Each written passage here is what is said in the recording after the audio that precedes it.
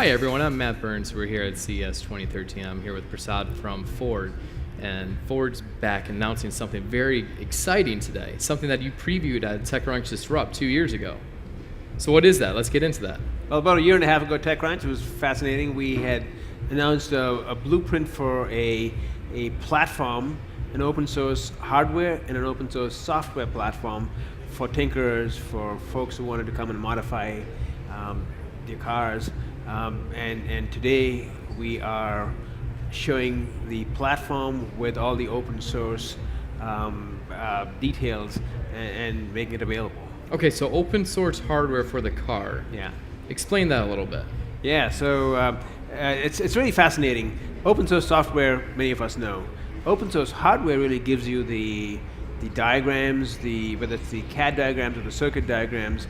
It also gives you a parts list, and it allows the community to really network with each other and then decide on what might be the best way to combine those parts and modify those parts to create a better product experience.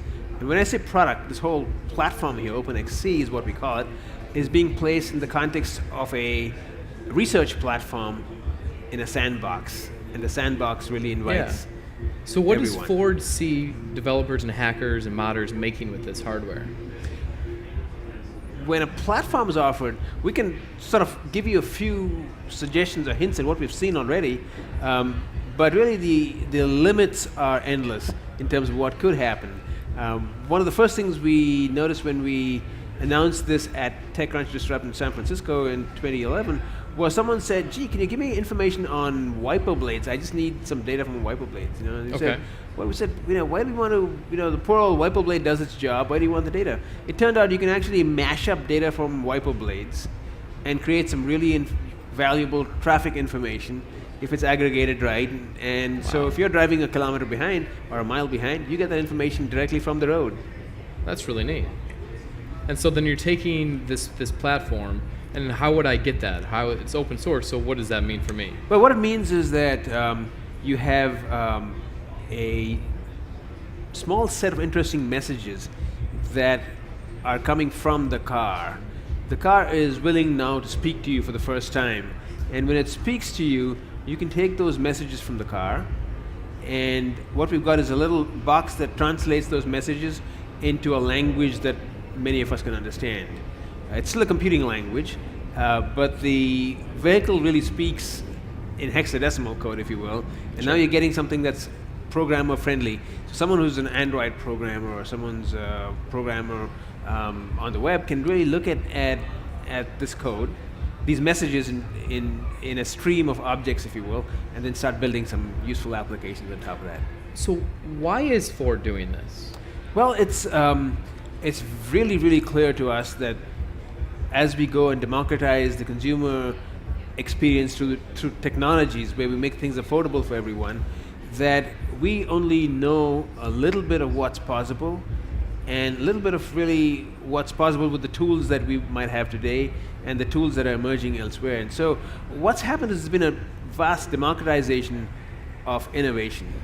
Everyone has a laptop, everyone has a connection to a network, and it's very clear to us that the vast scale of innovation that we see is really going to be happening through a lot of interesting people and communities outside of any one firm, including us. So this is a way to build our bridge to that community outside of Ford. And you guys are putting this up on Creative Commons, right? Pardon me? You're putting the whole platform up on Creative Commons. That's right. So the platform has been placed under the Creative Commons attribution, which really makes it friendly for anyone to take it, replicate it, even create a commercial value proposition out of that. And the only two things we require are what the Creative Commons attribution requires, and that is really for you to go give the attribution to the original source and to not assume that Ford is sponsoring what you're doing. You're doing it on your own, but you got to recognize that there's a whole wealth there, and then you want to speak about it and build value through a peer-to-peer communication, if you will. I'm very happy with Ford. I'm from Michigan. I live in Flint. And it's neat because I think Ford gets it. I think Ford gets it from consumers, from marketing, to the whole development process. Thank you. This is a very neat step forward for the entire automotive industry.